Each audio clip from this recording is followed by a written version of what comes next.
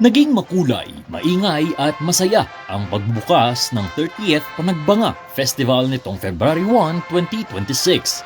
Napuno ang Session Road ng musika at banda, nananayaw at katutubong sayaw.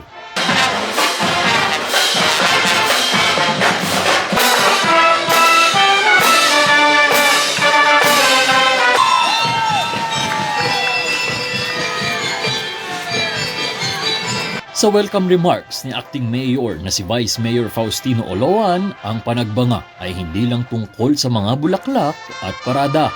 Ito ang selebrasyon ng komunidad na nagkakaisa. Our theme, Blooming Without End, is a statement of who we are.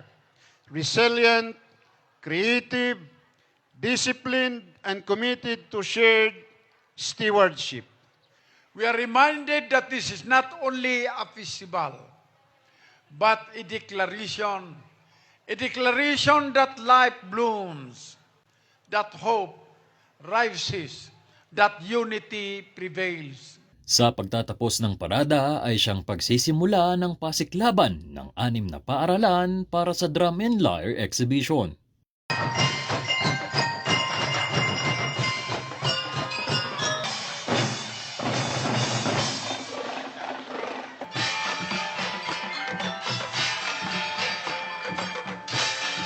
Para kay Lingdan, isang residente ng Baguio, nakikita niya ang kanyang sarili sa kanyang kapatid na sumasayaw sa Drum and Lyre competition.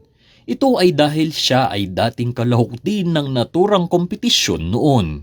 Isa po sa participants yung community pride. So parang nakikita ko yung sarili ko sa kanya noon na nagpo-perform. So parang happy naman ako na na-experience ng mga bata yung ganitong Kumusta yung sayaw, yung performance? Good.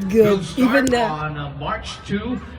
climate cooperating. Samantala, tinapos ang opening ceremony sa pamamagitan ng Panagbanga Festival Unity Song and Dance na siyang nilahukan ng local government officials, Panagbanga Organizing Committee at mga kalahok sa dance competitions.